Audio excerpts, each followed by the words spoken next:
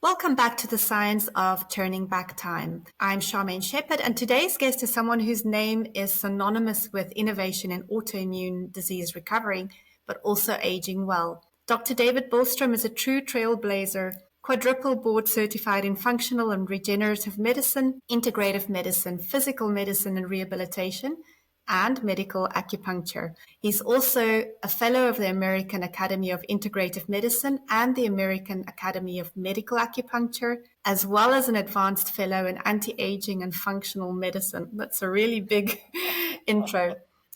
Dr. Bilstrom leads the International Autoimmune Institute and the Bingham Memorial Center for Functional Medicine, which is the first medical center in the US to treat all types of autoimmune diseases within a teaching hospital, and the first to use nature and lifestyle as part of the therapeutic toolkit. Dr. Bilstrom, I hope I've got all of that right, and it's an honor to have you with us, and welcome to the podcast. Oh, thank you for having me, Charmaine. I'm going to dive right in. I think one of the things I'd really love to talk to you about today is epigenetics, the idea that we have a little bit more control over our destiny. So I wanted to get your take on epigenetics, but for our listeners, could you just briefly explain what that means and what the impact of that is? Wasn't that a nice concept that we actually have control over outcomes and what happens to us? It's not just like I hope everything works out well. We actually can do things to make sure that happens. And so historically, we've kind of thought that whatever genes we have, now we have DNA in every cell in our body.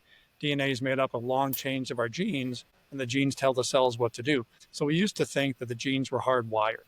Whatever we got good, bad, or otherwise from our parents or grandparents. And if you look at your parents and grandparents and you see health issues in them that you wouldn't wish on your worst enemy, you go, geez, I hope I didn't get their bad genes. I hope I got the good ones. Well, it turns out it's not what genes you have, it's which ones get turned on and turned off. So epigenetics is the things that influence gene expression without changing the genetic code. And when they decided to sequence the human genome, 12 years, a dozen big universities, billions of dollars, they were going, okay, well, we're going to find the gene for every disease. We're going to go and zap it. We'll be all good. And when they got done with it, they're like, oh, well, there's a couple really rare things, like 50 people in the world where it is a gene causing it that we can now know how to do that. But truly, gosh, it actually is like not so much what genes you got, as it turned out, it's which ones get turned on and turned off, epigenetics. And so everybody's got a lot of bad genes, every cell in their body. Everybody's got a lot of good genes, every cell in their body. But when we're not feeling well, we start getting health issues, is because we're starting to turn on the bad genes and turn off the good genes. And that's one reason why it's so easy that once things start going the wrong direction, it just seems like it can be one thing after another, after another, after another. And eventually all organ systems are impacted at the same time. And of course, it could be subtle things. It could be profound things. But it's very clear, the science is very clear about what flips genes the correct way, what flips genes the wrong way. And so anything you do that works through epigenetics will have a profound impact on every cell in the body at the same time. And this is one reason why I find the immune system and autoimmune disease so fascinating. Is 80% of all people that get autoimmune disease are women. Now, there's a couple reasons why that is. One of them has to do with epigenetics, and in every cell in the body of a woman, 2 X chromosomes. Guys get 1 X, 1 Y. Well, there are so many bad genes on the X chromosome that for a woman to be optimally healthy, she has to shut down at least 85% of all the genes on the second X chromosome in every cell in her body. Almost shut down an entire gene, every cell in the body, to be optimally healthy. And that is like, what a huge chore that is. But the body can do it, and the body should do it. And if it's not doing it, it's fixable. That's a really nice message that it's fixable, right? It is. It's very empowering, because we tend to hear mostly in medicine when you get, chronic health issues, well, we have no idea why you got that. And It's a chronic disease. You're always going to have it. Probably will get worse over time. The best we can do is kind of put a bandage on some symptoms temporarily, but you're going to need more bandage as time goes on. So 2, 3, 4, 5 meds and all this.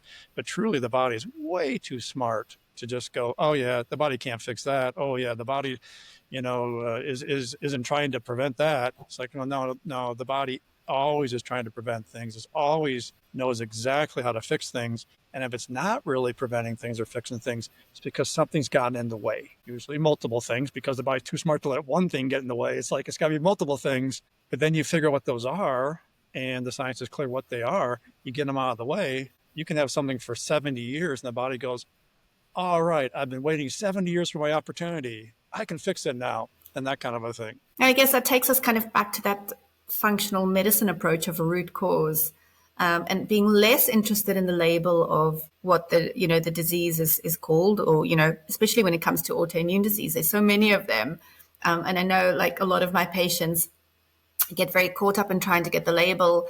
They know there's some autoimmune process, but not sure exactly which one it is.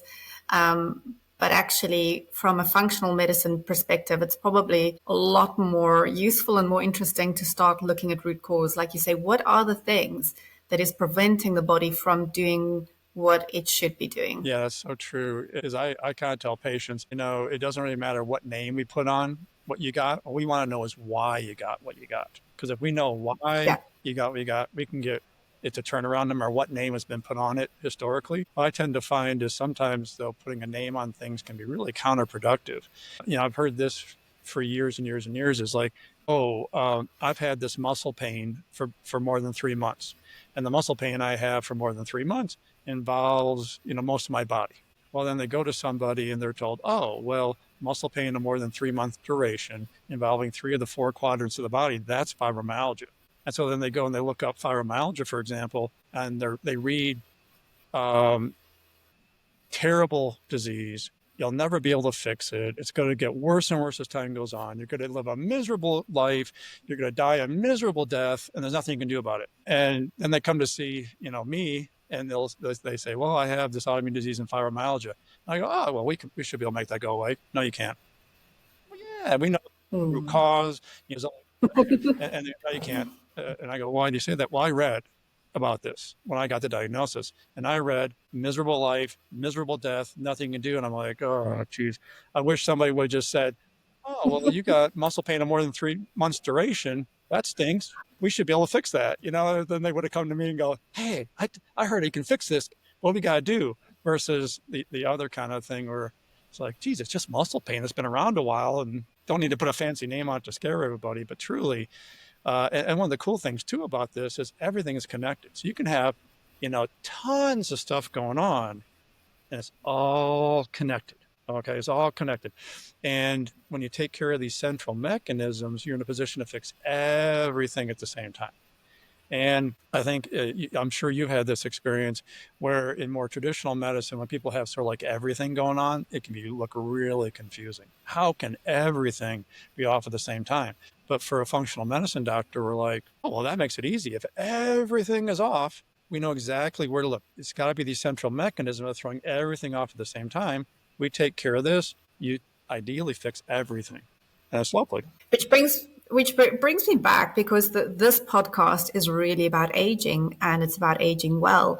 But a lot of time, what I'll meet in practice is people saying, well, it's just part of getting older. This is part of aging.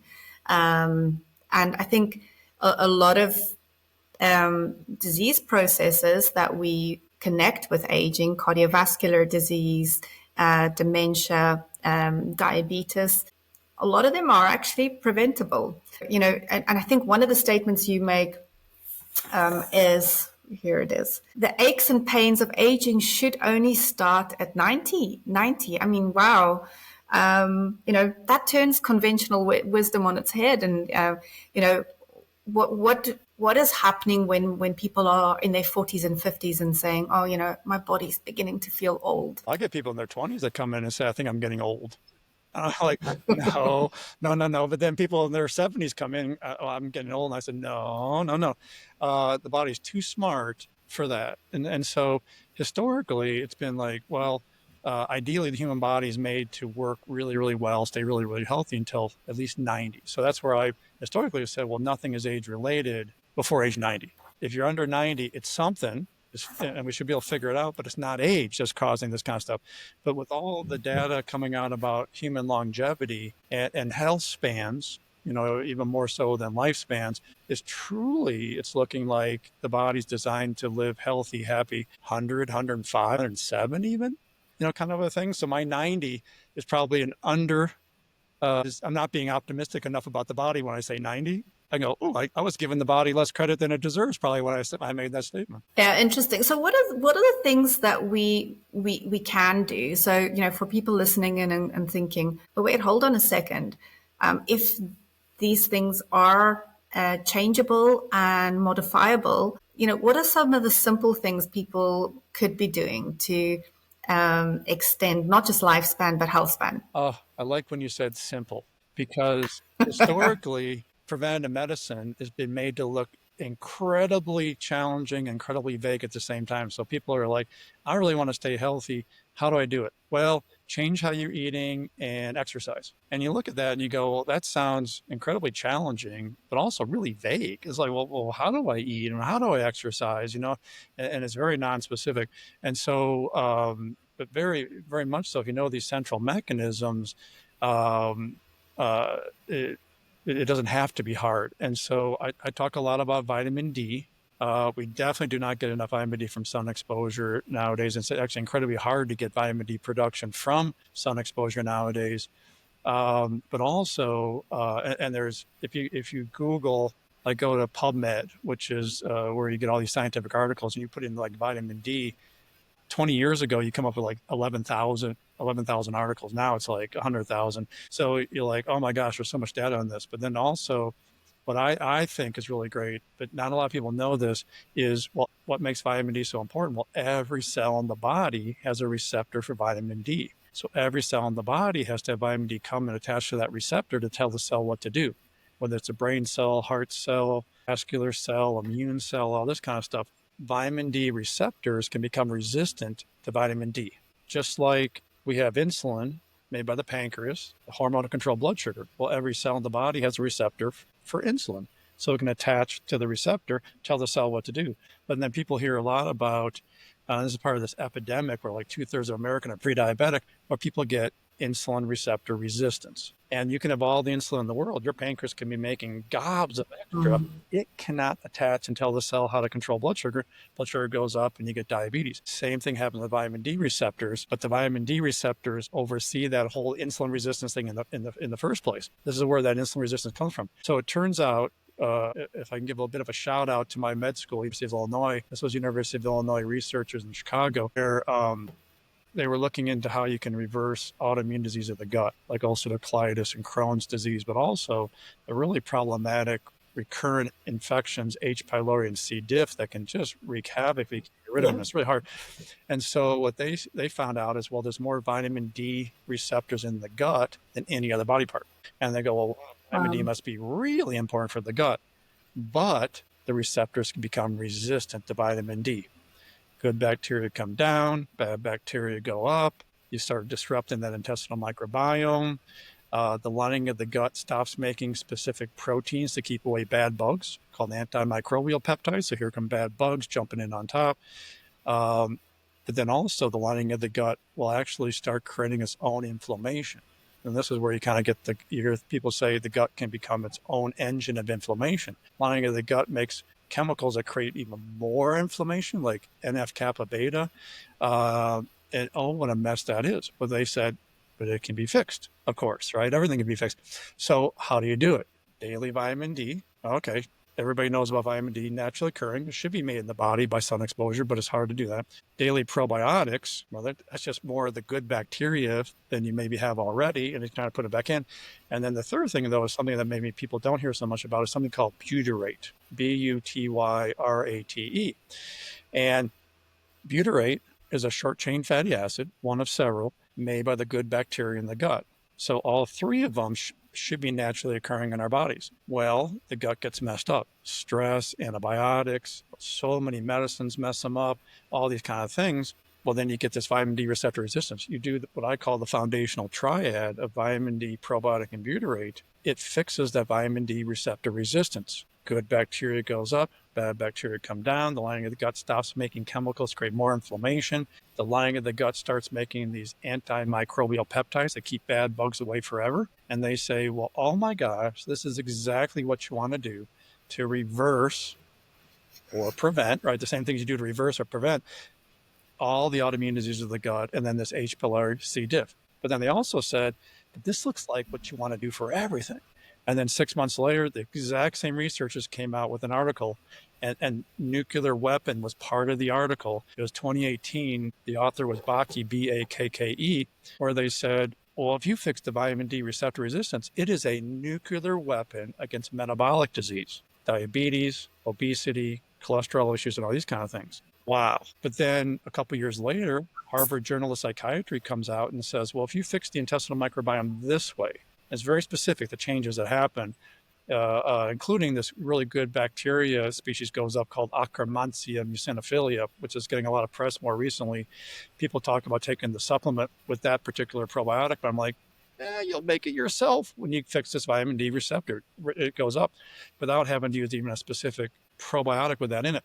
Well, then Harvard Journal of Psychiatry says, well, geez, it treats major depressive disorder. Another psych journal comes out a year later, goes, wow, you fix the gut this way, it changes personalities. People become more outgoing and more social. Well, then I just did a series of videos back last fall, and we're putting them out again. I was incredibly saddened by the entire month of October last year, which is Breast Cancer Awareness Month. And all I heard the entire month, they had all these supposed experts, doctors on every talk show, every news program.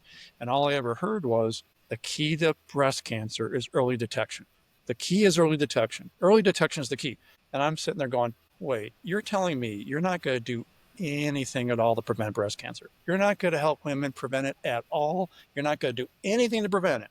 You're just going to sit around and wait. And then when they get it, early detection, that's the key. And I'm like, that is so sad. We could probably prevent 90% of all breast cancer.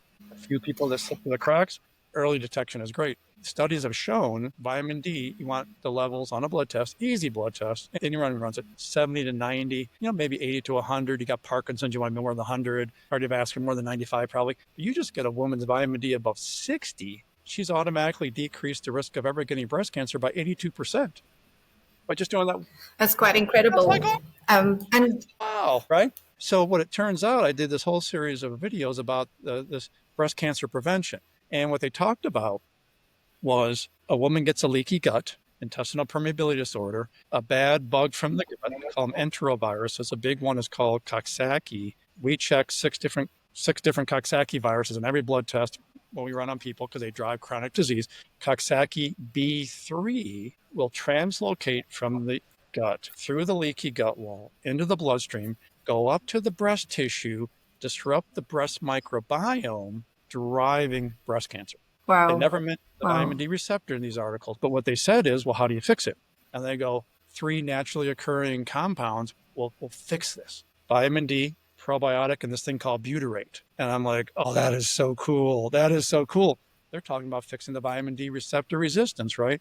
Well, type 1 diabetes, where the pancreas stops making insulin, used to be called childhood onset diabetes. It only happened to children. There's an epidemic in children. 30,000 children every year in the U.S. now get diagnosed with type 1 diabetes.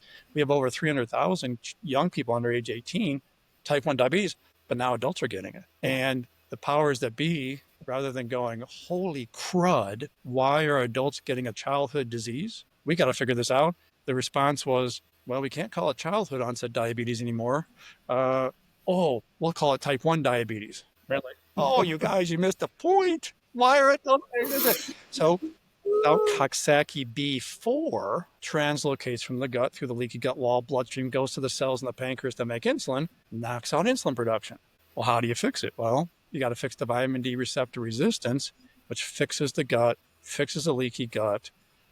The bugs can't translocate from the gut to these bad places. And so, when you start seeing this vitamin D receptor thing, and I was just asked to do for a national publication about the connection between eye health and gut health. And I talked about there's a lot of new data about how connected eyes and the gut is. Like people with Sjogren's, with dry eyes, all these eye diseases. Well, I talked about, well, there's vitamin D receptors in the cornea, in the retina, in the lens of the eye. That's They've gone interesting. resistant to vitamin D. And then they talk about all these studies where probiotics, vitamin D, and this butyrate thing really will fix eye problems. And I go, oh my gosh, this is tied into everything. It's so neat. And it's not hard to fix. But this is also where this is great preventative stuff where, you can do a digestive stool analysis, see this disrupted gut. This is tied into this vitamin D receptor resistance. You're headed to disease sometime. Well, you can fix it long before you even get there. Absolutely. Yeah. I mean, a lot of the gut tests now will measure butyrate as well as part of the panel, which is good. I'm really interested in this vitamin D thing because, of course, a lot of our listeners are in Scotland, where we get very little sunshine. And I would say the majority of my patients that I test are quite low on vitamin D. And we chatted just before we started the interview about a recent study that's just come out of Harvard Medical School on vitamin D and telomere length, and showing that vitamin D, and they used quite a small dose, which is 2,000 IU a day, over a 4-year period, was able to prevent that telomere shortening. Really, really interesting to look at vitamin D in terms of aging as well, and whether there's, any capacity for it to slow down aging. And when you see that thing, you go, okay, great, vitamin D is great, but you can have all the vitamin D in the world. If the vitamin D receptors are resistant to vitamin D, you're not going to get that bang for your effort. So you can imagine they use such a tiny, tiny dose in that study, as they usually do. It's such a powerful tool that even though nobody really in studies are using optimal dose, they don't check vitamin D levels to find out the optimal dose for everybody, because everybody's got a different optimal dose. But if you actually get the vitamin D in a perfect place, being tested on a blood test, you get the vitamin D receptors sensitive. Oh my gosh, the profound impact that would have on like telomere length and lifespan, health span, all that kind of stuff. Absolutely. Gosh. And so how did you get into looking at autoimmune disease? What was your driver for doing that? Oh, thank you for asking. Yeah, in my area especially, I just was seeing more and more people with autoimmune disease, and in reversing the process, they were doing great. But I knew that most people didn't know this stuff and didn't have access to somebody that knew this stuff. And I read this just absolutely heart-wrenching story in the New York Times about a really well-known journalist who was losing her profession and her life to lupus. And her story that she told in this article was the one I'd heard 1,000 times. I got these kind of funky symptoms. Nobody could really figure out what they were. They just got getting worse and worse, and new things happened. Here I am 4 to 6 years later. I'm just absolutely miserable. And then somebody finally says, oh, I got a diagnosis for you. This is lupus. And then she was told, we don't know any way to tell why you got this. There's no way you can get rid of it. The best option we have is to use these medicines that will suppress your immune system, putting a bandage on a few symptoms, but you'll get worse over time because it's not really fixing it. But also, the side effects of these meds, like increasing your cancer risk, which if you have an autoimmune thing, you already have this profound increase in cancer. What you'll hear people say is cancer is just a flip side of the same coin, this autoimmune disease. Kind of like we said with breast cancer. And, it's like, well, this is autoimmune and cancer. It's just a flip side of the same coin. But also they can, by suppressing your immune system, you can get this life-threatening infection, that no amount of antibiotics will save your life. They can also, there's over 6,000 case studies about how these meds actually will create as a side effect new autoimmune disease. So then she's on these meds. She finally got her answer, but the meds helped her a little bit, but she just kept getting worse and worse. And it was the saddest story because I knew the science is very clear on this stuff, but people don't know the science. Even the doctors that can diagnose these diseases, they don't know the science of why and how to reverse. They're great at diagnosing. They know the immunosuppressant medicine to put you on for whatever you got. Don't ask me what meds to use. Nobody can know everything. I don't know that stuff. but they just don't know this stuff yet. And so that's when I said, okay, well, somebody's got to change the way autoimmune disease is dealt with worldwide, because this is truly a worldwide problem. And then that's where I've been on about a 12-year mission so far to do that. And we've seen an explosion in autoimmune disease in the last 2-3 decades, I would say. Yeah. I know when I first started working 20 years ago, it was quite a rare thing to see. And, I wouldn't see it that often in practice, whereas now, I mean, every day I'm meeting autoimmune disease. So what's behind this massive increase in autoimmune disease? Well, one thing has to do with the epigenetics. And I just wanted to say, butyrate, the short chain fatty acids, should be made by our good bacteria that can be used as a supplement, very powerful supplement, especially as a foundational triad. It almost exclusively works through epigenetics. So the body is trying to make naturally occurring things that work through epigenetics. But then when things get messed up, it can't, but we can fix it. But when you look at epigenetics, ideally, what we'd like to do before a couple conceives a child is optimize their epigenetics, both the man and the woman.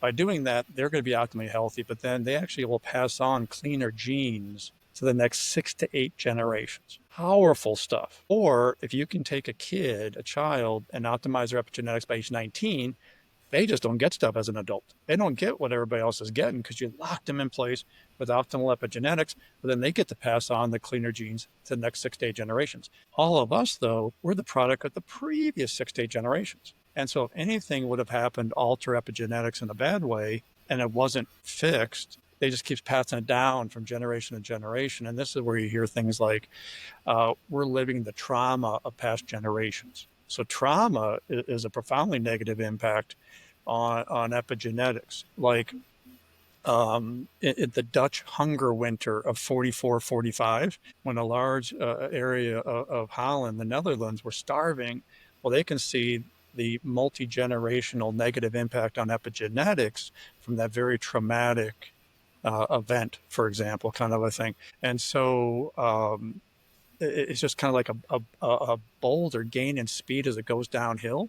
But then also we're faced with things like problems during pregnancy, preterm deliveries, C-section versus vaginal, not breastfeeding versus breastfeeding, spending time in the neonatal intensive care unit early in life, jaundice at birth. So like, for example, like preterm babies, typically 3 to 4 weeks before 40 weeks term, their livers don't make as much of this thing called TUDCA as term babies. Well, TUDCA is very important for everything. Works through epigenetics, which is cool. Kills cancer cells, which is cool. But does something even cooler, and that's why it's called chaperone molecule. But without TUDCA production by the liver, the pancreas has a hard time making insulin. So this is where preterm babies have a huge increase of type 1 diabetes compared to term babies. But it's such a central mechanism that is not a good thing to throw off early. They're much more likely to get type 2 diabetes decades later. A child with jaundice at birth, their liver gets dinged, they get a little yellow. They have a 25% increased risk of type 1 diabetes. And early use of antibiotics. So TUDCA fixes that, by the way. So this is where actually the TUDCA, and Harvard said this like 16 years ago, you can actually turn around type 1 diabetes with using TUDCA. Getting rid of the infection that is translocated there, fixing the immune system has become its own engine of inflammation within the cells to make insulin. We can even turn that around. Then you look at like early and recurrent use of antibiotic. You look at like adverse childhood events. Oh my gosh, divorce in the family, separation, incarceration, substance abuse in the house, physical, verbal, sexual abuse, trauma in the house, those adverse childhood events. Oh my gosh, do they whack epigenetics and drive chronic disease? And then, of course, you got all these environmental toxins. They throw those on: lead, mercury, arsenic, the things in, products we use. And you're like, it'd be remarkable if somebody didn't get one of these things, kind of a thing. Yeah, that's very, very true. So you're really saying that the stage is often set long before. So, if we're thinking about even diseases of aging happening in the 70s or 70s, 60s, 70s, The stage may have been set a long time before that in terms of Generation. all of these things. Yes. Yeah. Which seems like, well, how daunting to fix that, because that's unfixable. I mean, we're talking generational stuff. It's like, no. The body's too small. That body knows how to do this as long as you get at these really important central mechanisms. Like if you're a good bacteria, we're making butyrate and your liver is making this TUDCA that both work through epigenetics. Your body's self-correcting and fixing and undoing this stuff. Unfortunately, things happen that the body isn't making these things right. And then all these things come, but it is truly, knowable and fixable. It's a really, really positive message. So for somebody who's listening, and actually what's been really interesting about looking at the demographics of who's listening to this podcast, when I originally started it, with it being around aging and health span, I had anticipated my demographics to be people in their 60s and 70s. And actually, I found, looking at the demographics, how many people in their 20s and 30s are actually listening to this podcast, which is very, very interesting. But for someone who's listening and thinking, oh, wow, okay, I can identify with a whole lot of that stuff that you've mentioned that's kind of set the stage for me. Is it as simple as just getting those three things right? Or is there, what else would you say to someone like that, what they should be thinking about doing? So if I can, I'll just give an example. So on my website, on the homepage, people are invited to do this free online educational email course called the Medical Bill Detox. And it's 7 emails. So each one's only about a 6 to 8 minute read, but each one takes a real deep dive into why this stuff happens. So I think it's very important that people know why they're not feeling good or why they may develop a disease that they don't want, but also what do you got to do to fix it? And so like the very first email is about epigenetics. The second one's about the stress hormone cortisol, and the stress hormone cortisol always gets stressed out about what's going on when you start developing these health issues. So it's important to get rid of the things that are causing physical stress, which are the kind of the next ones, and then allow cortisol to find that kind of spot again, and then it can fix anything and stay healthy. Infections. We now know that infections are part of all chronic disease. We used to say all autoimmune disease, and that's all chronic disease. So, but they're testable, like that Coxsackie virus that can get out of the gut and the bloodstream. I checked 6 different kinds: mycoplasma, Epstein-Barr virus, herpes virus 6, also drives childhood leukemia and those kind of things. What am I missing here? Well, there's other ones. And then, of course, you can get these infections in the gut. And then talking about environmental toxins, we're talking about how foods start bugging people. And typically it's the leaky gut, that intestinal permeability disorder that drives the development of foods bugging us, sometimes in an obvious way. Geez, every time I eat this, I don't feel well. Sometimes in a sneaky way called the delayed hypersensitivity reaction, where days or weeks after consuming it whacks the body. And then hormone imbalances or deficiencies. One I really talk a lot about is one called estrogen dominance, where in women, you can get too much estrogen, not enough progesterone.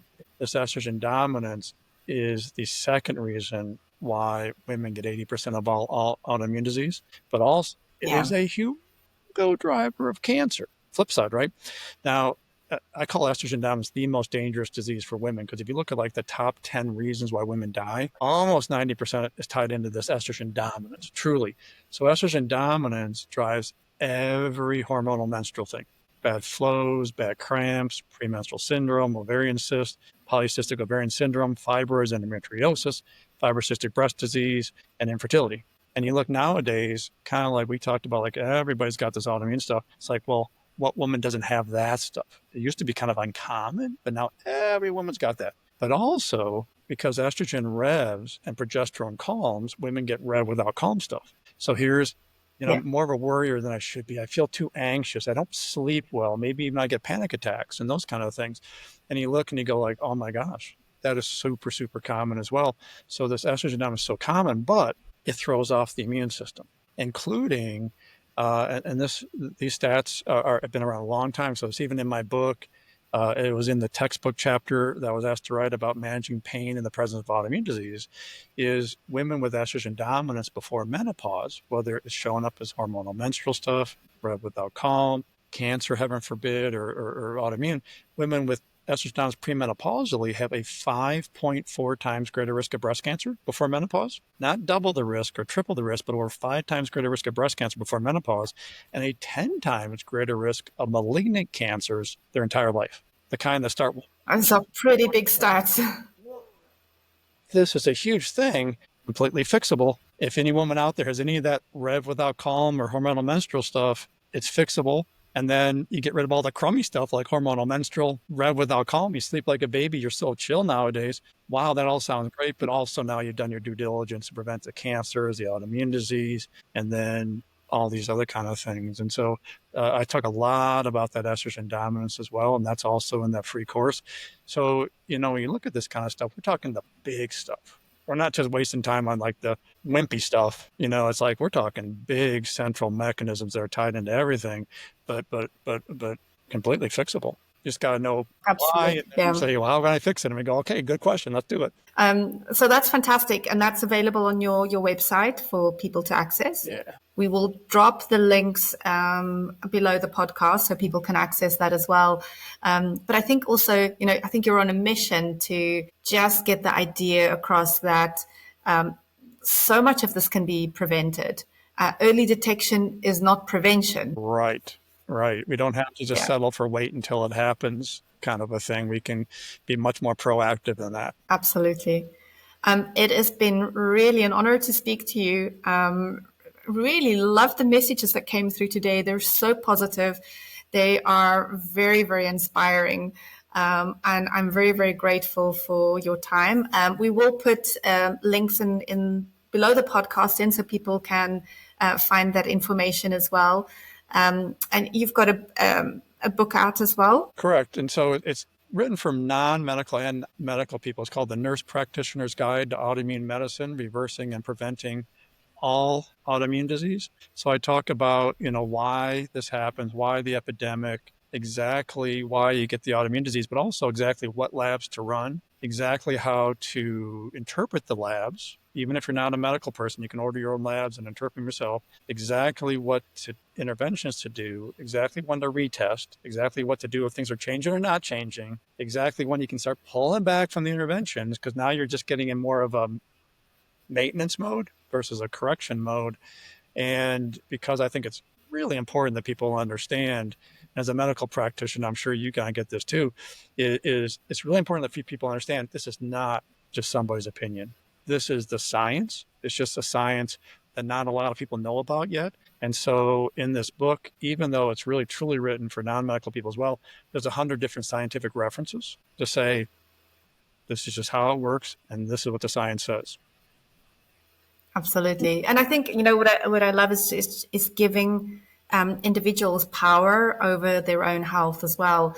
For too long, I think as medical professionals, we've kind of held that power of, I'll decide which labs to run. I'll interpret them for you and prescribe. And this is really giving people a little bit more power to understand the process and think about their labs, being able to also order and access their own labs and understand what they mean.